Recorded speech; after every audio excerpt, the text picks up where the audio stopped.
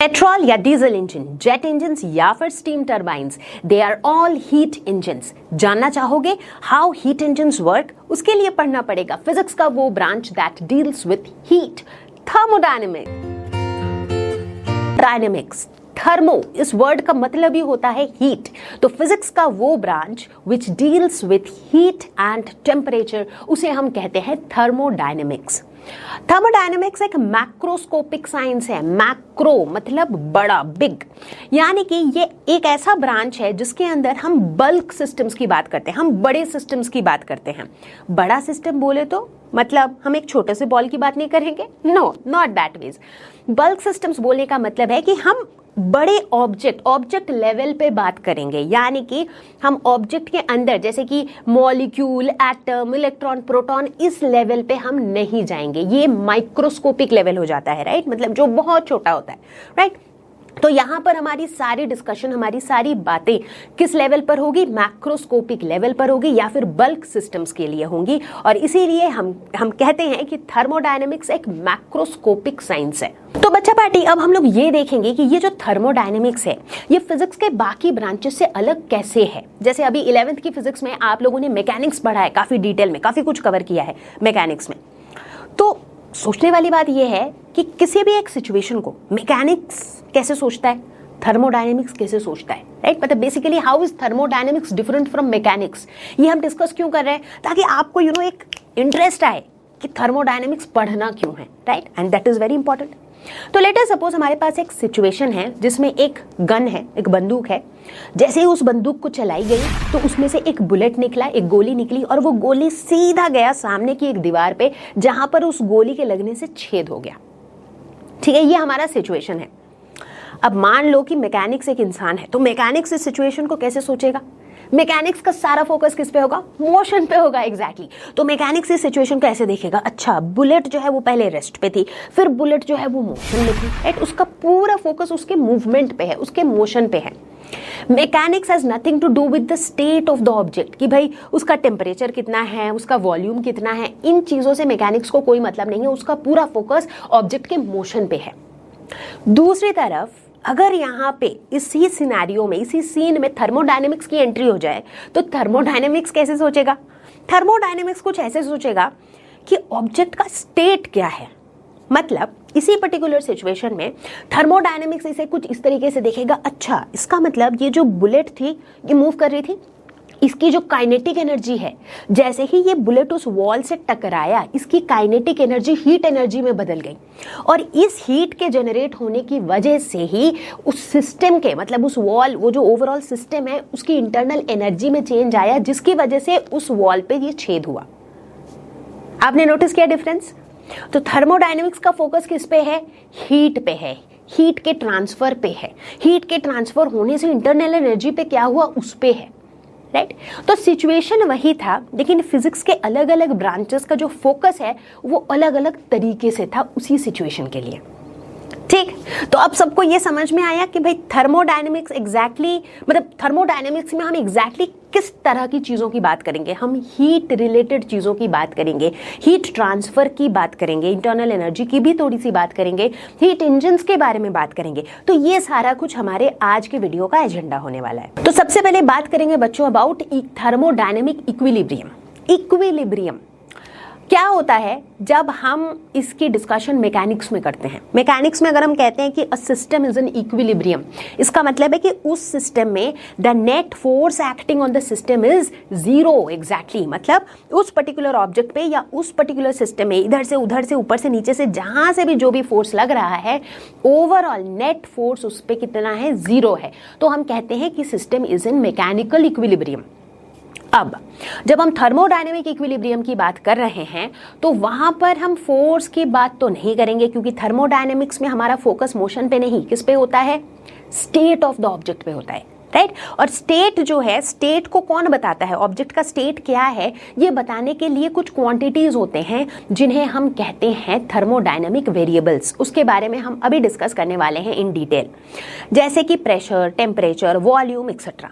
तो जब ये सारे वेरिएबल्स कांस्टेंट रहते हैं, मतलब टाइम के साथ साथ जब ये वेरिएबल्स चेंज नहीं होते हैं, प्रेशर, टेम्परेचर, वॉल्यूम, ये जब चेंज नहीं होते हैं, तब हम कहते हैं that is system is under thermodynamic equilibrium. तो भाई चलो, थर्मोडायनेमिक इक्विलिब्रियम का जो एक प्रॉपर डेफिनेशन होगा वो कैसा होगा? वो कुछ यूं होगा कि अ बॉडी या फिर a system is said to be in thermodynamic equilibrium if, अगर वो सिस्टम थर्मल इक्विलिब्रियम में हो, थर्मो मतलब हीट, थर्मल इक्विलिब्रियम में है मतलब टेम्परेचर अगर उसका कांस्टेंट हो, ठीक है। अगर वो सिस्टम केमिकल इक्विलिब्रियम में हो, केमिकल इक्विलिब्रियम मतलब उसका जो केमिकल कॉम्पोजिशन है वो अगर कांस्टेंट हो, एंड अगर वो मैकेनिकल इक्विलिब्रियम में हो, यानी कि उसका जो प्रेशर है वो प्रेशर अगर कांस्टेंट हो। तो अगर ये तीनों क्राइटेरिया सेटिस्फाई होंगे तो हम कह सकते हैं that is system is under thermodynamic equilibrium, ठीक है।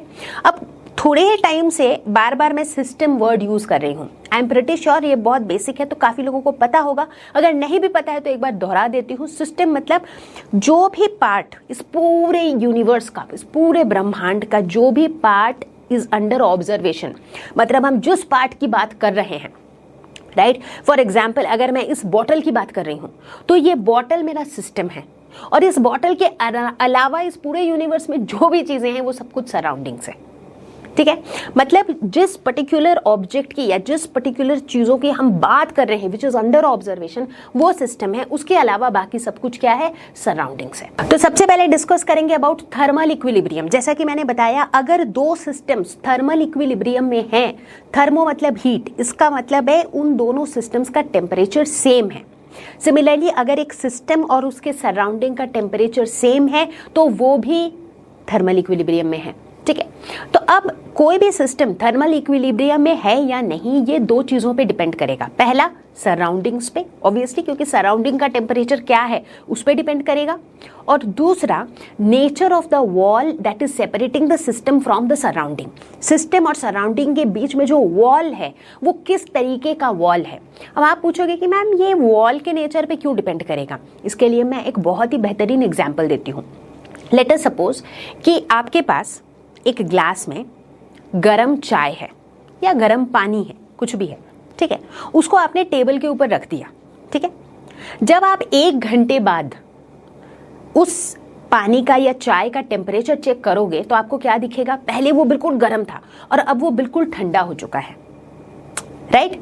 तो बेसिकली हो क्या रहा था, जब आपने वो गर्म चाय को टेबल पे रखा तो उस चाय का जो टेम्परेचर था वो बहुत ज्यादा था, लेकिन जो सराउंडिंग का टेम्परेचर था वो बहुत कम था।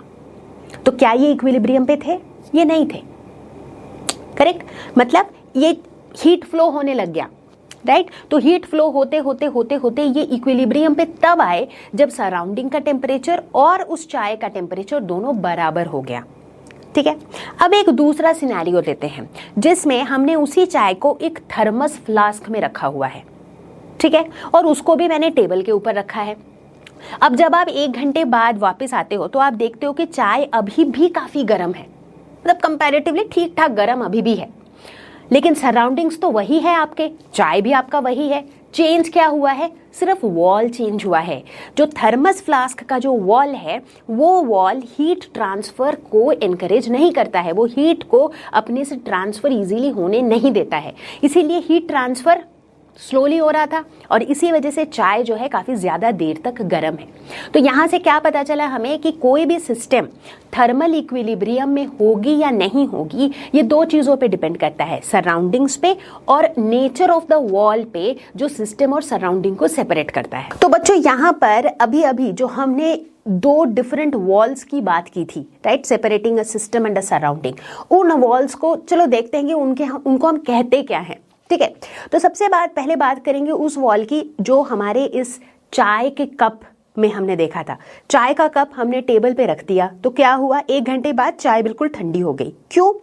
क्योंकि ये जो वॉल है ये वॉल अलाउ करता है ट्रांसफर ऑफ हीट, राइट। तो इस तरह के वॉल को conducting wall that allows transfer of heat from one system to another, उसे हम कहते हैं डायाथर्मिक वॉल। क्या कहते हैं उसे हम? Diathermic wall. यानी कि यहां पर ये हीट का ट्रांसफर तब तक चलते रहेगा जब तक सिस्टम और सराउंडिंग इक्विलिब्रियम पे ना आ जाए, ठीक है। तो यहां पे क्या होगा, स्टार्टिंग में ये सिस्टम और सराउंडिंग इक्विलिब्रियम पे नहीं होंगे क्योंकि हीट ट्रांसफर हो रहा होगा, बट हीट ट्रांसफर सिर्फ तब तक होगा जब तक दोनों का टेम्परेचर बराबर ना हो जाए। एक बार दोनों का टेम्परेचर बराबर हो गया तो उसके बाद फर्दर कोई हीट ट्रांसफर नहीं होगी and the system will be in equilibrium with the surroundings. Clear हो गया? ग्रेट। अब बात करते हैं थर्मस फ्लास्क की। थर्मस फ्लास्क के केस में क्या हो रहा था, ये जो वॉल है ये वॉल हीट ट्रांसफर को अलाउ नहीं कर रहा था। इस तरह के वॉल को हम कहते हैं एडियाबेटिक वॉल। क्या कहते हैं? Adiabatic wall. तो जब एडियाबेटिक वॉल होता है तो उस केस में क्या होता है, जो दोनों सिस्टम होते हैं, लेट अस सपोज एक सिस्टम ए है एक सिस्टम बी है और उनके बीच में एडियाबेटिक वॉल है, इसका मतलब ए और बी के बीच में हीट ट्रांसफर नहीं होगा, ना तो ए से बी में हीट जा पाएगा ना ही बी से ए में हीट आ पाएगा। इसका मतलब ए और बी जो है ये एक दूसरे के साथ इक्विलिब्रियम पे है, क्योंकि ये एक से दूसरे में कोई ट्रांसफर हो ही नहीं पाएगा। बात समझ में आ रही है? तो लेट अस सपोज जो ए है इसके जो वेरिएबल्स हैं जो इसके स्टेट को डिफाइन करते हैं, that is P A and V A, मतलब प्रेशर और वॉल्यूम। उसी तरह जो सिस्टम बी है उसके जो थर्मोडायनेमिक वेरिएबल्स है वो है पी बी और वी बी।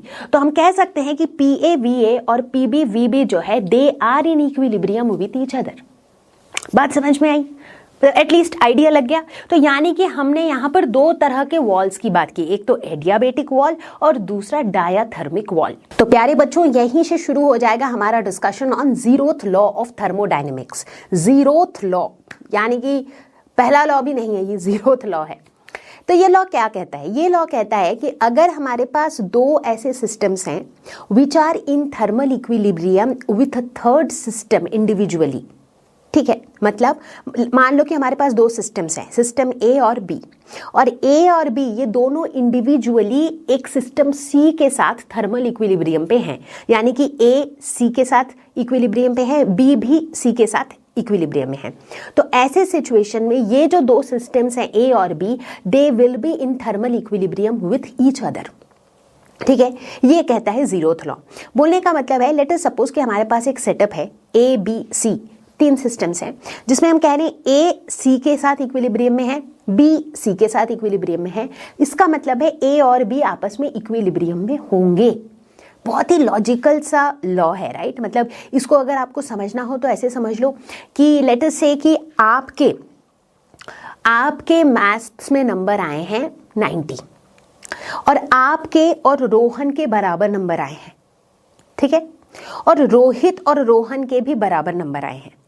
तो इसका क्या मतलब हुआ? अगर आपके 90 आए हैं तो रोहित के भी 90 ही आए हैं, है कि नहीं? क्योंकि आपके भी रोहन जितने नंबर आए हैं और रोहित के भी रोहन जितने नंबर आए हैं, राइट? तो ये वही बात हो गई, ठीक है।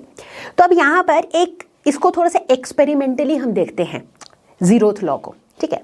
तो लेट अस सपोज कि हमारे पास एक इस तरीके का सेटअप है जहां पर एक सिस्टम ए है, सिस्टम बी है, इनके बीच में एडियाबेटिक वॉल है। एडियाबेटिक वॉल मतलब इस वॉल के थ्रू हीट ट्रांसफर नहीं हो सकता है, ओके। अब ए जो है ये सी के साथ भी कनेक्टेड है, ऊपर देखो सिस्टम सी है, ए और सी के बीच में जो वॉल है वो कैसा वॉल है? That is diathermic. Similarly B और सी के बीच में जो वॉल है वो किस तरीके का वॉल है? डायाथर्मिक, ठीक है, ओके। अब देखो यहाँ पे सिचुएशन कैसी होगी।